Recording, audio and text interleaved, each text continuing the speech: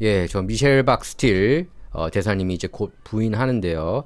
예, 한국 보수층이 크게 기대하고 있는 미셸 박스틸 신임 주한 미국 대사가 드디어 서울로 곧 향합니다. 29일로 알고 있습니다. 한국에 도착하는 날이. 근데 저는 이번 인사를 단순히 한인 정치인을 주한 미국 대사로 보내는 상징적인 결정으로 보지 않습니다. 트럼프 대통령이 이제 본격적으로 한국 문제에 손대기 시작했다는 걸로 봐야 합니다. 그리고 미셸 스틸 대사는 그 첫 번째 결정적인 카드인 겁니다.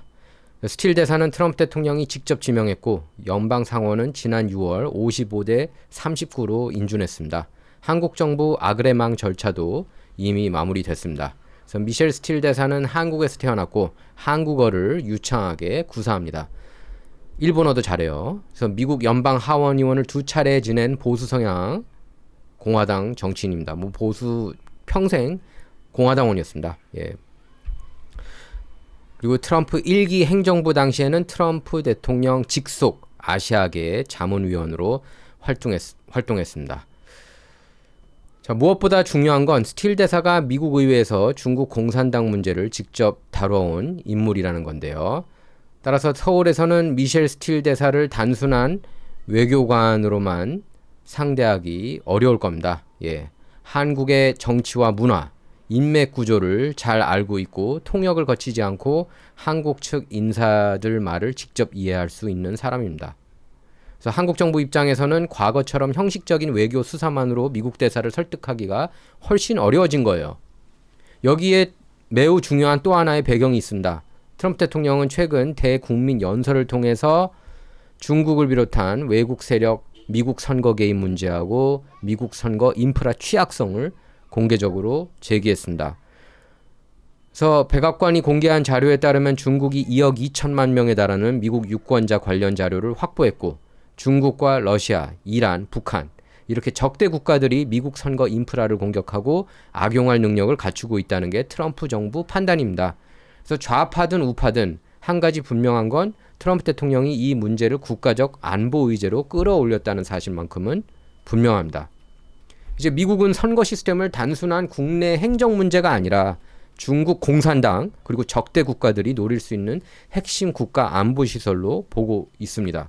그렇다면 미국 핵심 동맹국인 한국 선거 시스템에 대해서는 아무런 관심이 없겠습니까? 지금 한국이 엉망진창이고 투표용지 부족 사태뿐만 아니라 해킹으로도 연약하고 고의적인 득표 조작 가능성이 매우 높지 않습니까? 정말 우리가 최대한으로 완화해서 표현하자면 지금 한국 선거 시스템에 대해서 그래서 한국에서도 중국의 정치적 영향력과 선거 시스템 보안 문제를 둘러싼 수많은 의혹과 문제 제기가 이어져 왔습니다. 그래서 중국이 한국 선거 시스템에 실제로 어느 범위까지 개입했는지는 아직 공개적으로 검증되고 입증돼야 할 사안이지만 미국을 상대로 이렇게 심하게 infiltrate, 그러니까 미국을 상대로 이렇게 많이 개입한 거를 놓고 볼 때 한국 같은 경우에는 누워서 떡 먹기, 식은 죽 먹기 아니었겠습니까? 그래서 미국이 자국에서 중국 유권자 정보 확보와 선거 인프라 취약성을 국가안보 문제로 다루기 시작한 이상 한국에서 제기되는 의혹 역시 워싱턴 관심 대상에서 완전히 제외돼 있다고 볼 수가 없겠죠. 그리고 미셸 스틸 대사도 지금 한국에서 나오는 뉴스를 계속해서 보고 있습니다. 예. 우파 진영이 무슨 목소리 내고 있는지 당연히 신경을 쓸 수밖에 없겠죠. 스틸 대사 자체가 보수 정치인이기 때문에. 예. 그래서 아무래도 한국 정치에 있어서도 좀 보수적인 시각을 가질 수밖에 없겠죠. 과거에도 그래 오셨고, 예. 손석희를 마음에 안 들어야 하는 분이었어요. 참고로. 그래서 트럼프 행정부가 관련 정황을 전혀 모르고 있을 가능성보다 이미 상당한 정보를 수집하고 분석하고 있을 가능성에 주목할 필요가 있습니다. 그리고 바로 이 시점에 중국 공산당 문제를 잘 알고 한국 정치권 내부까지 직접 들여다볼 수 있는 미셸 스틸 대사를 서울에 보내는 겁니다. 이게 과연 우연일까요? 미셸 스틸 대사는 취임 청문회에서 한국에서 활동하는 미국 기업들이 차별받지 않도록 하겠다고 분명히 밝혔습니다. 이거는 중공 그리고 한국의 급진 좌파들을 향한 경고장이나 마찬가지였습니다. 따라서 스틸 대사 임무는 한미동맹을 관리하는 데 그치지 않을 겁니다. 중국의 한국 내 영향력, 미국 기업에 대한 차별, 한미일 안보 협력, 북한 문제, 그리고 한국 민주주의 제도 투명성까지 폭넓게 들여다볼 겁니다. 참고로 스틸 대사는 성장기 동안 일본에서 5년 동안 살았습니다. 기본적으로 일본에도 상당히 우호적인 분이라는 걸 알아야 합니다. 예. 그런데 오늘 저는 흥미로운 사실 하나를 여러분께 단독으로 전해드릴 텐데요. 제가 취재한 바에 따르면 미셸 스틸 대사 어머니가 미셸 스틸 대사하고 이제 위성락 대통령실 국가안보실장 간 그 인연이 있어요. 위성락하고 미셸 스틸 대사가 인연이 있는데 제가 취재한 바에 따르면 미셸 스틸 대사 어머니가 위성락의 선생님이었습니다. 예, 그래서 스틸 대사하고도 어느 정도 인연이 있어요. 미셸 스틸 대사하고 위성락 실장 사이에 예상하지 못했던 개인적인 연결고리가 존재하는 겁니다. 이거 제가 특종으로 여러분께 알려드립니다. 제가 앞으로는 미셸 스틸 대사 이슈뿐만 아니라 다른 것들도 좀 다른 뉴스들도 굉장히 제가 특종거리가 많은데 안 풀었어요, 여러분께. 이제 슬슬 이제 풀 겁니다. 이거 스틸 대사 말고 전혀 다른 이슈들에 대해서도 제가 이제 직접 뛰면서 여러분께 알려드리는 거예요. 자, 그래서 바로 이 인연 때문에 한국 정부하고 좌파 진영은 미셸 스틸 대사하고 관계를 만드는데 더욱 적극적으로 나설 가능성이 있습니다. 쉽게 말해서 앞으로 서울에서 미셸 스틸 대사를 상대로 이른바 와인 앤 다인이라고 그러죠. 영어로 와인 앤 다인이라고 여러분께서 기억하실 필요가 있습니다. 그러니까 와인 마실 때 와인 그리고 다인, 와인 앤 다인 식사하고 각종 친교 모임이 활발하게 진행될 수 있다는 겁니다. 와인 앤 다인이라는 말은요, 이렇게 로비를 한다는 거예요. 예. 식사하고 와인 같이 마시고 그러면서 이렇게 자꾸 친해지고 아무래도 친해지고 그러다 보면 영향을 받을 수밖에 없는 게 사람 아니겠습니까? 그래서 그렇게 식사하고 각종 친교 모임이 활발하게 진행될 수가 있다는 거예요. 이 점을 우파 진영도 신경 써야 한다고 봅니다. 그래서 이재명 정부는 자신들이 미국이 우려하는 만큼 좌파적이지 않고 중국에 기울어진 정부도 아니라고 집중적으로 설명하려 하겠죠. 그리고 스틸 대사하고 지금 그 위성락 간의 그런 그 개인적인 관계는 위성락 제가 볼 땐 그래요. 급진 좌파 진영이 지금 아그레망도 많이 이렇게 방해를 쳤다고 합니다. 스틸 대사가 주한미 대사가 되지 않게. 근데 그거를 실드 쳐줬던 게 위성락 씨로 알고 있어요. 저도. 예. 그러니까 이게 여러분께서도 우파 진영에서도 제가 우파뿐만 제 방송을 보니까 좌파들도 많이 보고 중도도 많이 봅니다. 그래서 제가 이제 거기에 맞춤 형식으로 지금 하는 거예요. 왜냐하면 좌파 진영 쪽에서 새롭게 제 채널을 많이 보더라고요. 요새 보니까. 그래서 그러니까 제가 방송할 때 너 왜 더 세게 표현하지 않느냐 그렇게 하시는 분들이 계십니다. 근데 그렇게 하면은 좌파들을 설득할 수가 없어요. 좌파들을 설득해야 되고 중도들도 설득해야 되기 때문에 제가 표현을 과격하게 하지 않는 거 여러분께서 이해하시기 바랍니다. 예. 그래서 실제로 아마 스틸 대사 쪽은 아마 그 전부터 위성락 씨하고는 어느 정도 인연이 있고 아마 접촉도 과거에는 했던 걸로 알고 있습니다. 뭐 최근까지는 모르겠지만. 그리고 이제 아무래도 위성락이 이제 미셸 스틸 대사님의 어머니로부터 이렇게 교육을 받았던 그런 인연이 있기 때문에 뭐 아무래도 그 사람이라는 게 그렇게 신경을 쓸 수밖에 없겠죠. 예. 그래서 미셸 스틸 어머님이 아마 고등학교 선생님이었던 걸로 기억을 합니다. 저도 이제 과거에 취재를 했었는데 그때 아마 그렇게 기억을 해요. 그래서 미셸 스틸 어머님이 상당히 많은 그런 정치권의 제자를 두고 있는 걸로 알고 있어요. 예. 근데 이제 그 중에 제가 이제 알고 있는 바에 따르면 근데 그 중에서도 이렇게 좀 위성락 씨가 있고 위성락 씨하고는 그 전에도 조금 이렇게 서로 간에 이런 그거에 대해서 좀 서로 간에 물론 인연이 있는 거 있고 위성락 본인도 미셸 스틸 대사하고 개인적인 인연이 있다고 밝힌 바가 있습니다. 예. 그래서 이 점은 보수 우파 쪽에서 좀 긴장을 할 필요가 있어요. 왜냐하면은 뭐 대사 될 때도 제가 알고 있기로는 좀 위성락이 직접 이렇게 관여했던 것으로 알고 있습니다.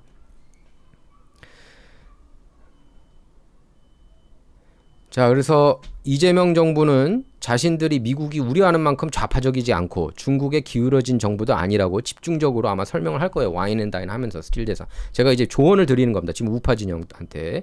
그래서 우리는 반미 정부가 아니다. 한미 동맹 중시한다. 중국하고 관계는 경제적인 현실 때문에 이렇게 접촉하는 수밖에 없다. 이런 메시지를 미셸 스틸 대사한테 계속 전달하려 할 가능성이 큽니다. 위성락 실장하고 개인적인 인연도 그러한 소통 통로로 활용이 될 것 같습니다. 제가 볼 때는. 예. 하지만 저는 인연이 있다고 해서 미셸 스틸 대사 판단이 흐려질 거라고는 보지 않습니다. 미셸 스틸 대사가 누굽니까? 캘리포니아의 강력한 민주당 기반에서 공화당 소속으로 연방 하원의원에 2차례 당선된 인물입니다. 거기에 앞서 가지고는 캘리포니아주 조세 형평국 위원으로도 당선이 되셨고요. 오렌지 카운티 슈퍼바이저셨습니다. 보수적인 행보를 항상 걸어왔어요.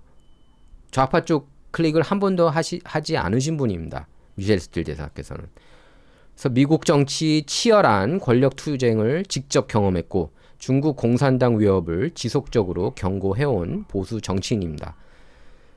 근데 제가 이제 알고 있기로는 한국 정치 쪽에서 이건 또 다른 지인분한테 들었는데 한국 정치권에 있는 분들 중에서 스틸 대사가 직접적으로 이렇게 접촉을 어느 정도 그 가능성이 있는 분, 그러니까 인연이 있는 분은 위성락 빼고는 없다는 거예요. 우파 진영엔.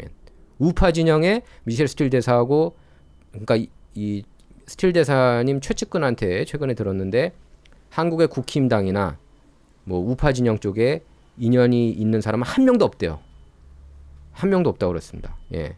그걸 여러분께서 아실 필요가 있어요. 그러니까 오히려 지금 좌파 쪽 아무래도 현 정권이다 보니까 그리고 어머님하고 위성락 간의 관계도 있어서 그 앵글로는 그러니까 위성락 쪽하고는 인연이 있는 거예요. 개인적인 친분이 그 전부터. 예, 그걸 여러분께서 아실 필요가 있는 겁니다. 그래서 한국어를 할 수 있다는 건 그리고 이번에 대사 되는데도 크게 힘을 썼던 걸로 저는 들었어요. 예, 그래서 한국어를 할 수 있다는 거는 한국 사회에서 실제로 어떤 말이 오가고 있는지, 언론이 무엇을 감추거나 강조하는지, 정치권이 미국과 중국 사이에서 어떤 이중적인 메시지를 보내주는지 직접 파악할 수 있다는 겁니다. 그리고 그 위성락이 급진 좌파 진영에서 난리가 났잖아요. 아, 미셸 스틸 대사가 대중 강경파인데 이런 사람이 오면 안 된다. 뭐 그렇게 급진 좌파 진영에서 엄청나게 난리치고 그랬거든요. 그거를 제가 알고 있기로는 그거를 무마시키고 커트 시켰던 게 위성락이었대요. 위성락 안보실장. 자, 그래서 미셸 스틸 대사가 서울에 도착하면은 많은 사람이 환영할 겁니다. 한국 보수층은 트럼프 대통령 메시지를 정확히 판단할 인물이 왔다고 기대할 것이고 이재명 정부하고 좌파 진영은 자신들 입장을 워싱턴에 전달할 새로운 통로가 생겼다고 오히려 그렇게 판단할 겁니다. 한국어가 되기 때문에. 그전 대사는 한국어가 안 됐잖아요. 예. 하지만 양측 기대가 동시에 충족될 수는 없겠죠. 결국 중요한 건 미셸 스틸 대사가 서울에서 무엇을 듣느냐가 아니라 무엇을 직접 한국에서 확인해가지고 트럼프 대통령하고 마르코 루비오 국무장관한테 보고하느냐. 보고가 더 큰 문제입니다. 보고. 거기 한국 가서 뭘 듣느냐, 뭘 이렇게 의견을 제시한다, 뭘 듣는다. 이게 아니라 여러 가지 얘기를 듣겠죠. 그 의견 수렴을 해서 어떤 내용을 아마 마르코 루비오 국무장관한테 아무래도 좀 더 직접적으로 보고를 하겠죠. 마르코 루비오 국무장관하고 미셸 스틸 대사는 개인적인 인연도 있어요. 여러분께서 아셔야 되는 게. 그리고 같이 법안도 공동 발의했던 적이 있는 걸로 알고 있습니다. 예, 그 정도로 스틸 대사가 수십 년 동안에 정계에 머물렀던 분이기 때문에 미국에서 굉장히 많이 알아요. 굉장히 많이 아시고 뭐 아마 그 미국에 있는 그 수뇌부 인사들을 많이 알아요. 스틸 대사. 그러니까 바로 가는 거죠. 연락들이 이제 스틸 대사 얘기들이 여기저기 그냥 바로바로 가는 겁니다. 그것도 제가 볼 땐 트럼프 대통령뿐만 아니라 마르코 루비오 국무장관뿐만 아니라 아마 그 상원의원들 특히 이제 한국 관련된 그런 한국 이슈에 대해서 이렇게 그 안테나를 세우시는 뭐 예를 들어서 누굽니까? 그 테네시주 연방 상원의원. 예? 뭐 이런 의원들한테 직접적으로 뭐 친한 의원들한테 저기 빌 해거티죠. 예, 빌 해거티. 뭐 이런 의원들하고는 뭐 직접적인 소통도 아무래도 하지 않겠습니까? 뭐 빌 해거티 같은 경우는 주 1 대사도 하셨고 그분도 엄청난 대중 강경주의자예요. 그래서 만약 근데 어쨌든 이제 아셔야 되는 게 일단 위성락하고 스틸 대사는 인연이 있는데 다른 우파 진영 쪽에는 이렇게 친한 분이 없다고 합니다. 제가 알고 있기로는. 그래서 만약 트럼프 행정부가 대화도 이렇게 아마 윤석열 대통령 빼고는 없을걸요? 예, 제가 알고 있기로는. 윤석열 대통령은 이제 대통령 자격으로 그때 오셨으니까 미국에. 그리고 의회 연설도 하게 하셨고. 그래서 만약 이제 트럼프 행정부가 한국에서 제기돼 온 중국 영향력하고 선거 시스템 관련 의혹을 실제로 들여다보기 시작한다면은 미셸 스틸 대사 부임은 단순한 외교 행사가 아니라 한국 정치 흐름을 바꾸는 출발점이 될 수 있습니다. 지금 한국의 우파 진영 장동혁 대표가 앞장서서 제가 알고 있기로는 장동혁 대표의 그런 행보를 굉장히 유심히 지켜보는 걸로 알고 있어요. 그다음에 이재명 이슈에도 매일마다 팔로업 하시고 제가 알고 있는 걸로는 뭐 컨펌은 제가 못 해드리지만 그래서 한국에서 장동혁 대표가 이렇게 그 부정선거 이슈 목소리 내고 있고 해킹 하기 너무 쉽고 한국의 선거 시스템이 그리고 지금 투표율 조작 뭐 제가 볼 때는 득표도 조작한 것 같아요. 그 이슈에 대해서 다 안테나를 세우고 있는 겁니다. 왜 그런지 아세요? 트럼프 대통령이 제일 중요시하는 게 부정선거 이슈이기 때문에. 그러니까 미국의 동맹국들이 부정선거에 의해서 오염되고 있는 것 절대로 용납 못하고요. 트럼프 대통령 최측근들이라고 하는 사람들이 다 보고가 된 걸로 전 들었습니다. 패트릭 버런 같은 이런 부정선거 전문가들이 다 보고했대요. 제가 들었습니다. 이거는 직접. 그러니까 다 알고 있는 거예요. 트럼프 대통령이. 패트릭 버런은 한국 부정선거 이슈도 잘 알고 있는 분이고. 그래서 트럼프 대통령은 중국의 미국 선거 개입 의혹을 전 세계에 공개했죠. 이제 그 시선이 미국 핵심 동맹국인 한국으로 향할 것인지 주목해야 한다는 겁니다. 그래서 미셸 스틸 대사의 서울행 이건 단순한 한인 미국 대사 귀환이 아닐 수 있다는 거죠. 스틸 대사를 보내는 것 자체가 트럼프 대통령이 한국에 보내는 강력한 메시지로 보는 게 맞다고 봅니다. 그래서 중국 영향력을 차단하고 한미 동맹의 방향을 다시 확인하기 위한 결정적인 카드일 가능성이 굉장히 높은 거죠. 서울은 환영하고 있습니다. 하지만 동시에 긴장하고 있을 겁니다. 트럼프 대통령이 이제 본격적으로 한국을 들여다보기 시작했다는 신호예요. 스틸 대사를 이렇게 한국에 보낸다는 건. 그리고 스틸 대사 본인도 저한테 이건 제가 이제 직접 여러분께 말씀드릴 수 있는 게 저한테 말한 게 뭐냐면은 나는 트럼프 대통령의 메신저로서 간다고 그렇게 말씀했습니다. 트럼프 대통령의 메신저로 가는 거다. 예. 그래서 여러분께서도 이런 이슈에 대해서 아실 필요가 있는 겁니다. 자, 뭐 일단은 그렇고요.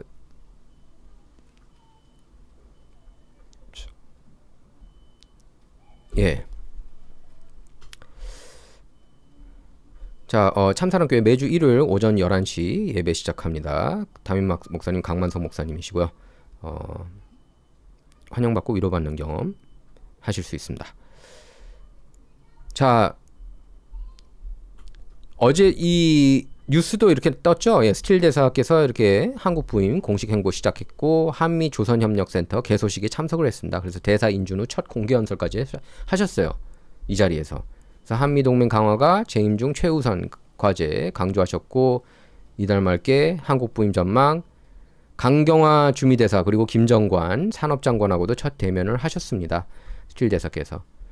그래서 스틸 대사가 뭐 뭐 아무래도 미국 정치에 좀 더 발그시겠죠. 그리고 한국 정치도 뭐 오밀조밀한 디테일까지는 알 수가 없습니다.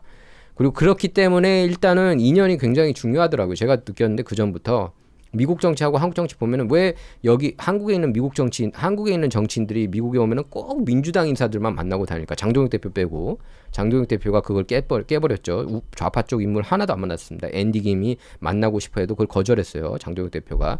그러니까 제도권에 계신 분들 중에서 꼭 민주당하고 이렇게 눈도장 찍고 그랬는데 왜 그럴까 했는데 그걸 이제 선례를 깬 게 장동혁 대표. 그래서 저는 이제 장동혁 대표에 대해서 기대가 크고 결집을 할 필요가 있다고 누차 얘기를 했던 거예요, 여러분께. 스틸 대사 같은 경우에도 아마 윤석열 대통령 정권 때 그때 이제 의회 연설하게 해주지 않았습니까? 굉장히 그때 기립박수 많이 받았죠. 근데 그거 외에는 특별하게 이렇게 인연이 될 만한 분이 많지 않았던 것 같아요, 보니까. 아마 그래도 저기 일부는 좀 알지 않을까 싶었는데 뭐 이렇게 개인적인 친분까지 있다라고 할 만큼 그런 우파 정치는 없다고 들었습니다. 제가 알고 있기로는. 그런데 이제 이런 와중에 이제 위성락하고는 좀 개인적인 이런 접촉이 있던 걸로 저는 알고 있고, 아무래도 어머님의 제자다 보니까 그게 어떻게 보면은 당을 초월할 수가 있는 거예요. 그런 게 인연이라는 게. 예. 그래서 이 사람 인연이라는 게, 그걸 뭐 스틸 대사가 원해서 그랬겠습니까? 자기 어머님이 그 스승이었다는 거, 위성락이 제자였고, 그 뭐 스틸 대사님이 원했던 거는 원하는 시나리오는 아니었고, 아마 스틸 대사께서 아무것도 정치에 별로 관심이 없으셨을 때 제자였으니까. 네. 그러니까 뭐 사람 인연이라는 게 굉장히 어떻게 될지 모르는 거고, 그게 중요한 역할이 할 수가 있구나라는 생각도 듭니다. 어쨌든 호의적으로 나왔던 거라고 들었어요. 제가 듣기로는 위성락이 스틸 대사에 대해서 좀 많이 이렇게 좀 호의적이신 분이고, 뭐 그 좌파들 공격도 좀 급진 좌파들 공격도 이렇게 좀 누그러뜨렸다고 할까요? 누그러뜨렸다는 것 같습니다. 어쨌든 개인적인 인연이 제가 미국에서도 봅니다. 사실 우파 진영 공화당 사람들도 개인적인 친분이 있으면 민주당 쪽하고 그럼 좀 봐줄 때도 있고, 좀 더 고려하고 막 그럴 때가 있어요. 얼마 전에도 있었잖아요. 물론 이건 이제 완전히 다른 얘기입니다. 얼마 전에도 지금 누굽니까? 팬 번디, 이거는 다른 얘기, 완전 다른 얘기예요. 팬 번디 법무장관이 여기서 누굽니까? 에릭 스와웰하고 친했잖아요. 에릭 스와웰이 중국 스파이한테 넘어갔던 사람 아닙니까? 그런 미인계로. 근데 이제 친해요. 팬 번디 법무장관이 에릭 스와웰하고. 그러니까 이제 미리 이렇게 언질 줬다가 들켰죠. 근데 에릭 스와웰 팬 번디가 야, 너 조사 들어간다, 알고 있어라, 이렇게 먼저 헤드업이라고 그럽니다. 그거를 영어로 헤드업이라는 거는 미리 이렇게 언질 주는 것. 예. 아까 와인 앤 다인 얘기했죠. 와인 마시고 저녁 먹고 이렇게 친해지는 것. 예. 여러분께서 이렇게 제가 중간중간에 영어도 이렇게 강연 해드릴게요. 예. 정치 통해서 영어 배우면은 금방 많이 이렇게 늘어날 겁니다. 그래서 제가 볼 때는 그래요. 제가 볼 때는 그런 개인적인, 그러니까 지난번에 뭐 장동혁 대표가 미국 와가지고 여기 조 그루터스하고 만나고 이런 걸 다 평가절하하지 않았습니까? 데럴 라이자 연방 하원의원 만나고 등등 기타 많이들 만났잖아요. 그거를 평가절하하는데 제가 볼 때는 그런 것 같아요. 사실 그동안에 미국에서 큰 거 돈다 그렇게 많이 기대하지 않았습니까? 오히려 장동혁 대표가 미국에 와서 큰 그림을 만들었는데 그거에 대해서는 열광을 많이 안 해가지고 저는 개인적으로 실망했습니다. 야, 열광해야 될 때 열광 안 하는구나, 많은 분들께서. 왜냐하면 그 그림을 그리고 인연을 만드는 거잖아요. 개인적인 인연을. 그 개인적인 인연 그때 만드는 게 컸다니까요. 조 그루터스, 특히 트럼프 최측근하고. 그렇게 해야지 뭐가 연결이 되는 겁니다. 자, 보세요. 어쨌든 미셸 박스틸 대사도 개인적인 친분은 별로 없었다는 거예요. 다른 한국에 있는 정치인들하고 우파 지역하고. 그렇게 연방 하원의원까지 하셨는데, 예? 그거는 한국의 국힘당이나 한국의 보수당이 조금 반성할 필요가 있는 거죠. 좀 더 부지런히 이렇게 보수끼리 좀 뭉치고 했었어야 되는데 그게 별로 없었다는 거예요. 제가 알고 있기는. 예? 지금 이제 영김 의원이 이제 영김 의원을 또 만났죠. 장동혁 대표. 그러니까 만난 겁니다. 장동혁 대표가. 그러니까 점수를 주셔야 돼요. 장동혁 대표한테 잘한 거는. 예, 그때 장동혁 대표하고 김민수 최고 같이 오지 않았습니까? 그 둘이 제가 볼 때는 제대로 바뀐 것 같아요. 여기에 국힘당에서 진짜로 지금 이걸 딱 볼 때. 그러니까 와서 그렇게 인연 만드는 걸 비판하면 안 된다는 거죠. 괜히 일부 진영에서 별거 아니다, 왜 갔냐, 평가절하하지 말고. 자, 그래서 그 공식 자리에 이제 스틸 대사가 갔는데요. 네, 공화당이랑 친분이 있어야 해요. 그 나인님 정확하게 지적한 겁니다. 제가 진실정치 진행하면서 여러분께 제가 냉정하게 이런저런 얘기할 때가 많이 있지 않습니까? 어떨 때는 듣기 싫은 말도 해요. 보수 우파 진영이. 근데 이제 그게 왜냐면은 우리가 그걸 보고서 각성하고 깨어나 태도에서도 좀 바뀌어야 되고 그렇기 때문에 제가 이런 말씀을 드리는 겁니다. 그리고 그 전에도 제가 느꼈던 거 취재하면서 자꾸 한국의 보수 진영 쪽은 왜 이렇게 미국의 민주당 의원들하고 더 친할까 그런 생각을 많이 했어요. 아마 그 틀을 깨려고 장 대표가 온 거예요. 지난번에. 예. 제가 볼 때는 제일 그게 뭐 한국에 제가 뭐 저랑 이렇게 뭐 친한 일부 보수 농객도 엄청 비판을 했는데 장 대표 저는 근데 되게 잘했다고 봅니다. 엄청나게. 예. 그때 이제 씨를 뿌린 거예요. 장 대표가. 자, 이거 보면은 자, 스틸 대사가 메이플라워 호텔에서 워싱턴 DC에서 그때 이제 한미조선협력센터 개소식에 참석해서 대사 인준 받은 뒤 제가 이제 영상도 찾으려고 했는데 영상은 안 보이더라고요. 대사 인준 찾은 뒤 공식 아마 촬영 못하게 했나 봅니다. 사진은 봤는데 대사 인준 받은 뒤 첫 공식 연설 자리라는 사실이 매우 의미 있게 느껴진다. 한미조선협력센터 출범을 통해서 공동협력에 대한 확고한 의지를 다시 확인하고 있다. 이렇게 밝혔습니다. 그러면서 한미조선협력은 양국 관계의 가장 눈에 띄는 성과 중 하나지만 더 넓은 동맹 한 부분에 불과하다. 이 동맹을 더욱 강화하는 것이 대사 재임 기간 최우선 과제가 될 것이다. 이렇게 강조했습니다. 그래서 이 자리에서 하월 럿닉 상무장관하고 만났고요. 뭐 트럼프 대통령 대표적인 최측근 아니겠습니까? 하월 럿닉. 그리고 그 윌리엄 키밋 상무부 국제무역 차관하고도 만났고요. 또 이제 한국 쪽에서는 강경화 주미대사 아마 이제 주한미 대사 되신 다음에 강경화 주미대사하고 처음 만난 거예요. 한국 대표 그 분들 중에서는. 그다음에 김정관 산업통상자원부 장관하고 같이 자리를 했습니다. 그래서 스틸 대사는 행사 후 기자들하고 만난 자리에서 한국 출국 시기에 대해 다음 주라고 밝혔는데 지난달 상원 인준 받았고요. 제가 알고 있기로는 29일인데 뭐 바뀌었을 수도 있어요. 예. 그래서 연설에서 미국과 한국이 오랜 기간 공유된 가치하고 희생을 바탕으로 동맹을 이어왔고 조선협력을 통해 양국 협력이 새로운 분야로 확대되고 있다고 평가했다. 또한 한국의 대미 투자 확대가 양국 모두의 이익이 되는 방향이다. 이렇게 강조했습니다. 그래서 한인으로는 성김 전 대사에 이어서 두 번째 미주 한인으로서 가시는 거고 첫 연방 하원의원 출신 주한미 대사입니다. 그러니까 정치인 출신인 거예요. 예. 정치인 출신이 이렇게 간다는데 굉장히 그 원래 그 임명직하고